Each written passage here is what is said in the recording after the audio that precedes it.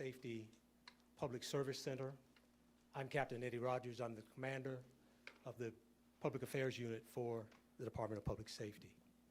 The purpose of our news conference today is to announce the capture of the 2 escapees from the Florence prison facility a couple of days ago. We will have the following speakers to come up and talk to us. First will be Colonel Heston Silbert, the Director of Department of Public Safety. Next will be Mr. Frank Strada, Deputy Director of the Department of Corrections, Rehabilitation, and Reentry. Chief Bruce Walls of the Florence Police Department. Sheriff Mark Lamb, Pinal County Sheriff's Office, and Commander Mark Tessero of the Coolidge Police Department. Also present is Attorney Kent Volkmer of the Pinal County Attorney's Office. Please hold your questions until everyone has spoken, and afterwards we will have a brief question and answer period. Colonel Silbert.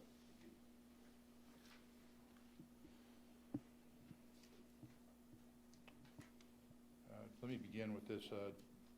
Marshal David Gonzalez, I don't believe was mentioned. Marshal Gonzalez will be speaking after Deputy Director Strada. I want to begin with this. I want to thank each agency involved and possibly some people we don't know about who helped us out, but I want to thank each agency here: the United States Marshal Service, the Department of Corrections, the Coolidge Police Department, the Pinal County Sheriff's Department, the City of Florence Police Department, and the County Attorney's Office, just for guidance and support. This was a team effort.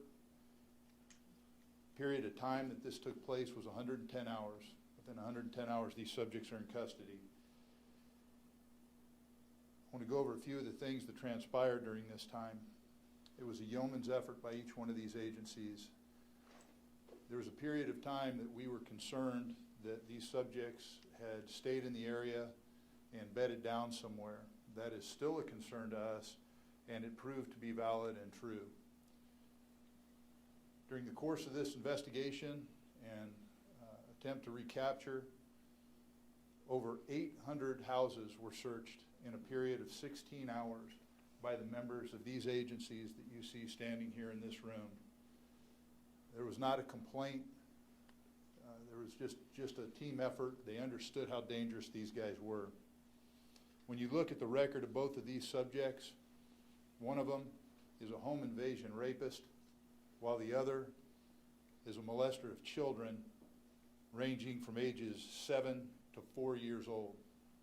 These were bad people we wanted to get off the street.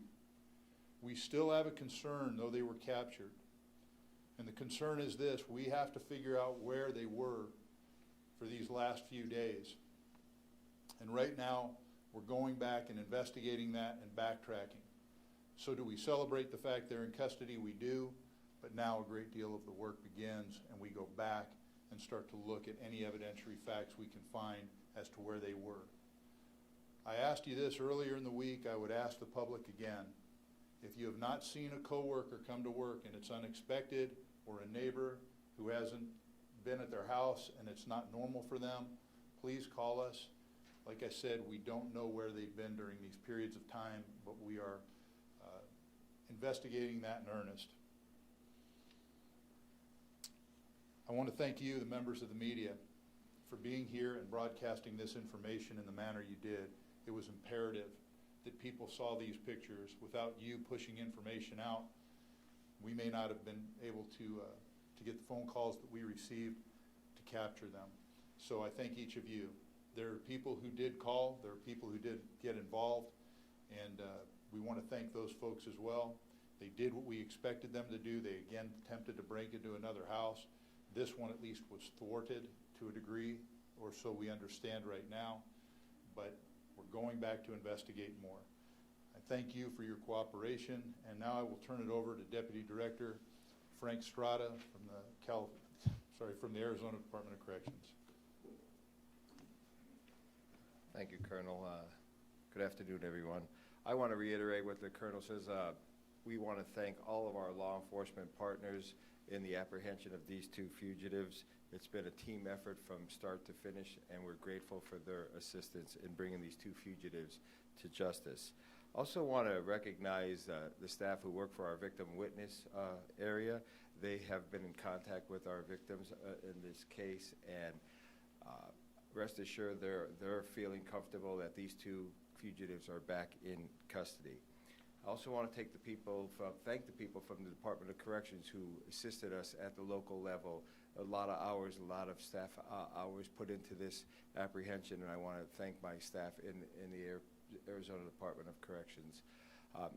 As I said earlier, our investigation doesn't stop because these two individuals are in custody. We will still continue our after-action review and look at all the factors that contributed to this escape, and we will make the proper corrections from that point forward. With that, I'll turn it over to U.S. Marshal Gonzalez. Thank you, Assistant Director. Good afternoon. My name is David Gonzalez, U.S. Marshal for the District of Arizona.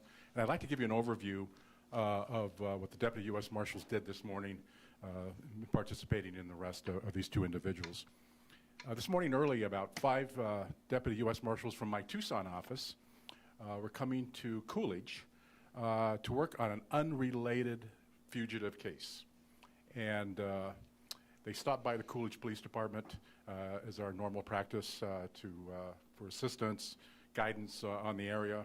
And Coolidge PD assigned 2 patrol officers to the deputy marshals when they were going to go serve a search warrant and arrest a federal fugitive. While they were at the Coolidge Police Department, a call came down of some kind of a disturbance in a cotton field nearby, and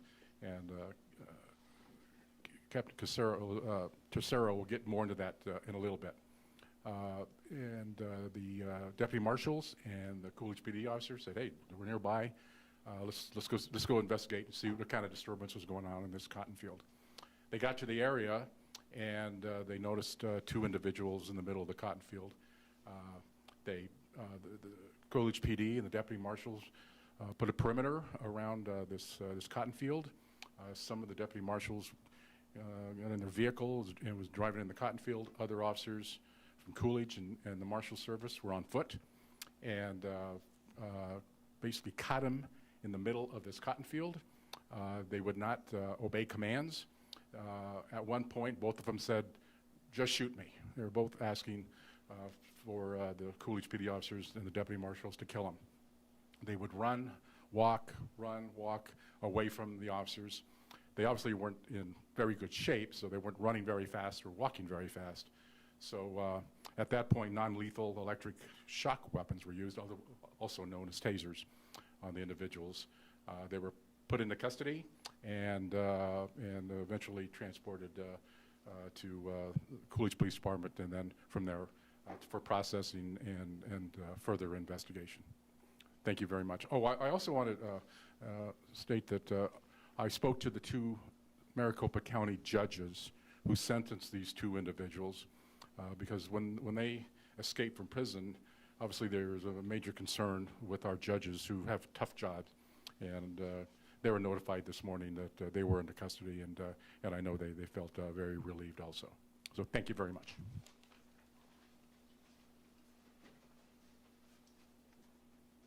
Thank you, Marshal Gonzalez. I'm Chief Bruce Walls from the town of Florence.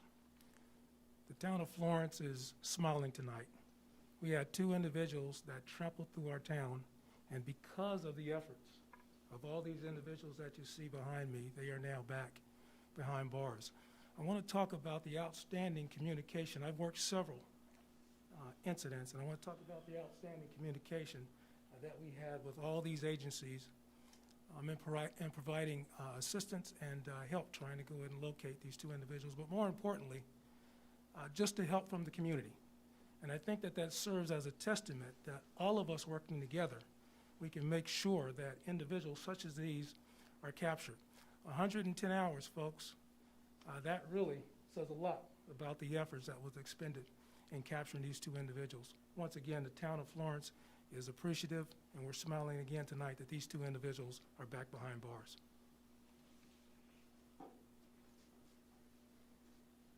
Thank you, everybody, for being here. I want to thank all these men behind me, the collaborative effort that we had to get these two gentlemen, well, not gentlemen, two prisoners in custody. I want to thank the people of Pinal County, those residents of Florence, Coolidge, Santan Valley, and I want to thank you, the media, for putting the information out as quick as we did. The fact that that information got out was an extreme value to our community and our county. I had constant messages of people wanting to assist, how can they assist, information coming in, very beneficial. And I think you can see by the way these two men were dressed, they never got comfortable. And I think that's large in part due to the Marshal's Office, the Governor's Office for committing funds for the silent witness, and also the communication between the media and our Sheriff's Office and other local agencies to be able to get these two guys in custody.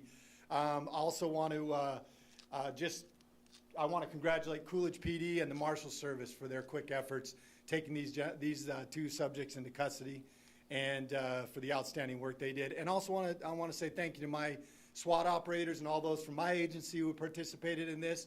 We originally got the call at 3:30 in the morning, and boy, they were on it right away, and didn't let up until we had it. I feel like we probably would have caught these guys a lot sooner. The rain did not help. We lost our scent and the track. Hours after they were able to get out. On Sunday, we lost that track due to the rain, but we were able to, fortunately, still get them in custody. So thank you, everybody. Thank all these gentlemen for outstanding work.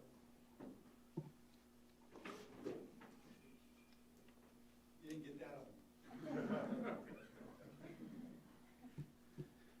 Good afternoon, everyone. My name is Commander Mark Tercero. I'm with the City of Coolidge Police Department. Today, I'm going to give you an overall view of what happened when we captured these individuals. Before I do that, I want to highlight the community involvement that helped with us capturing these individuals. We are a good police department because of our excellent citizens in the City of Coolidge. They do excellent work, and they help us daily in solving crime in the City of Coolidge. So we, from the City of Coolidge Police Department, truly thank them for their work, because they were the reason why we were able to catch these people today. So you see a video playing, but hopefully we'll be able to start this over here in a bit. But I would first want to give you the overview of what happened before this video happened. So we'll get to you'll get a clear shot of what occurred. So today at about 9 o'clock,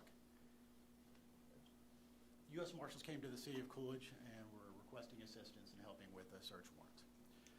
While they were speaking and briefing about this search warrant, it just so happens that a Coolidge citizen called us.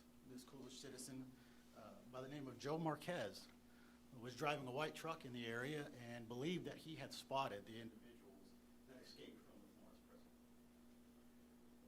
We immediately, our dispatch did a great job gathering all the intel that they needed, all the information from this citizen, and feeding it to our officers. Once our officers had this information, they let the U.S. Marshals know that they were talking with, and immediately everybody dropped what they had to do, and they went to deal with this, to go capture these guys. They knew the importance, the partnership that all of our agencies have together. We knew what needed to get done, and we dropped everything to do it. So this information came at the intersection of Vale Road and Highway 87, where they were seen in a farm field. Now, if you put that into perspective of where Florence Prison is located and where these individuals were apprehended, it's only about 14 miles, folks. Only 14 miles. In, what was the time frame? A little over 100 hours. They were only able to travel 14 miles. That's great. The involvement with all the agencies here truly locked down the area, and we feel that they didn't get far for a reason. So, after we received the information, our officers and U.S. Marshals, we all head down there to the area of Highway 87 and Vale Road. When we get there, we see these individuals in the farm field road. You'll hear from the officers. They give them several commands to stop, get down on the ground, and they don't comply with the commands. So remember, these are individuals that are considered armed and dangerous. And so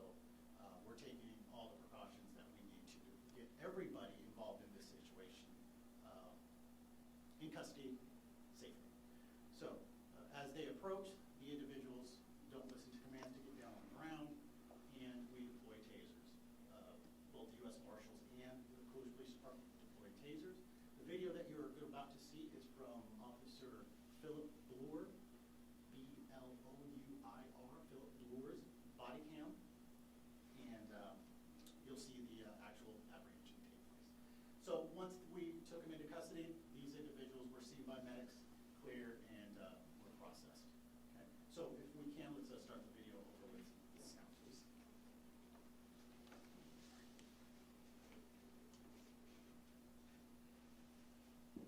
And I'll do my best to narrate for you. So here, Officer Bloor just arrives on scene. You know, 30-second delay for any Axon video footage is in place. So he sees the individuals already walking out into the farm field or running away, and he starts to give chase. So as you can imagine, the farm field is sludgy. It's hard to run in that. It's very soft.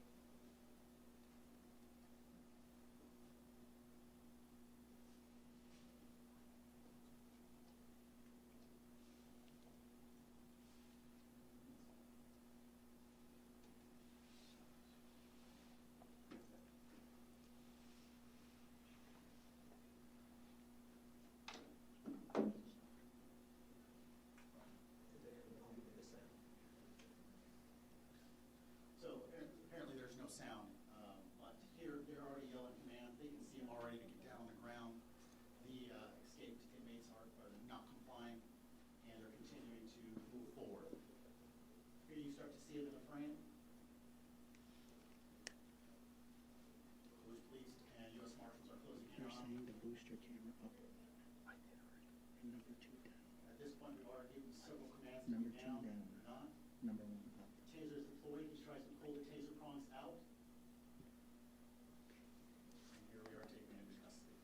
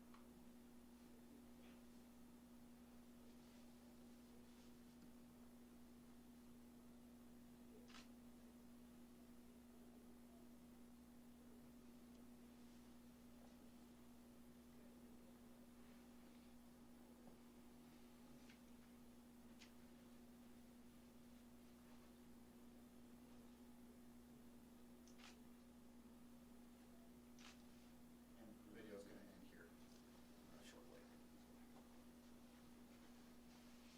So again, I just want to thank everybody involved, thank the media, thank you for pushing out all the information that you could to really get the faces of these individuals out there so people can actually give us a call, let us know that they've located them. So thank you for everybody here as well.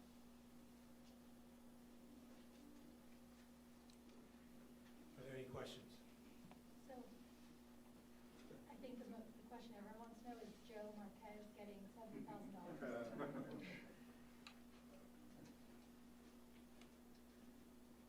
Silent witness has some experience with this. It appears as though we're examining the order, and a couple calls came in, so they're looking at that. I'm sure he will be addressed, but that's being looked into as to where the reward will go. I know y'all mentioned that the investigation will continue, but we have heard reports about this prison that has low staffing, a high turnaround rate, and that the day of these prisoners escaped, there were guards there to keep everyone, or keep track of everyone. What do we know about how many guards were working on that day, and what happened? So as we conduct our investigation, one of the things we will look at is our staffing complement on the day of, and all those factors will be looked at once the investigation is completed. But it's too early for me to comment on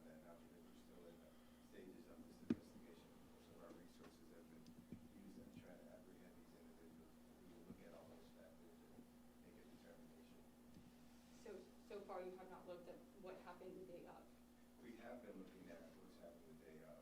Yeah, we have been looking at every factor up to this point, but our resources are used in internal investigation as well as assisting in the apprehension. Is this escape endemic of the problems the prisons, the corrections facilities have been having with locks, understaffing, and so forth that you inherited from the last administration?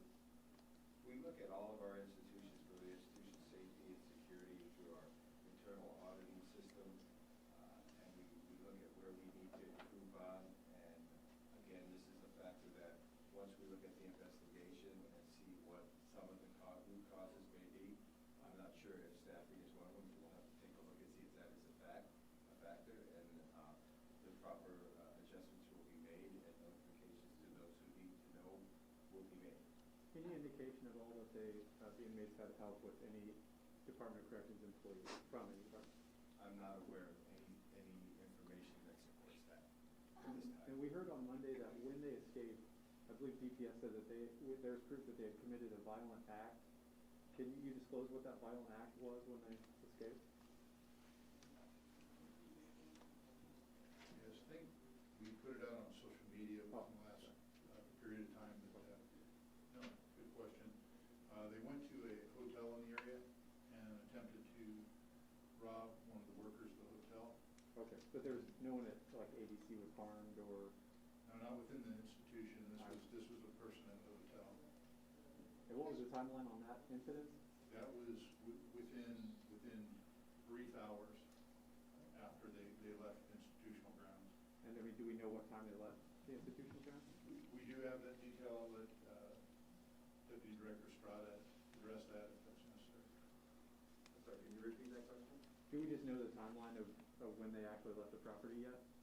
I don't have that exact information, but Judy Keene is here. She can get back with you on that information and can provide that to you. I'd imagine you guys have had time now to look at security cameras throughout the prison complex. I know there's an investigation underway, but can you at least tell us how many times have you identified opportunities that prison employees had to spot these individuals on cameras from the moment they started their plan to the moment that they left the prison complex? Any information that's ongoing with an investigation, I don't feel comfortable at this moment disclosing just because I don't want to ruin the integrity of the investigation. Have any employees been suspended or fired? No.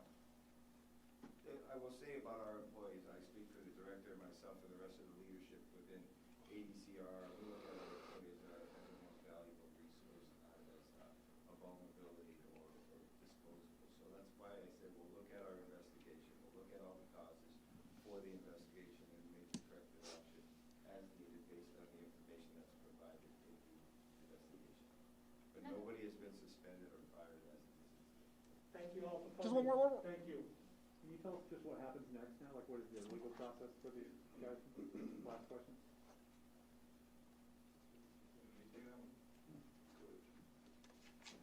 Ken Walker, Pinal County Attorney. Process now is each individual agency will submit the requisite charges to our office. We anticipate we'll see our charges from DOC, RR, as well as likely the City of Florence, DPS, probably Coolidge as well. Our office will then review all of those charges, determine what the appropriate charges are, and then take it to a grand jury, and then the criminal process will play out from there. They are currently in our county jail, and those charges will be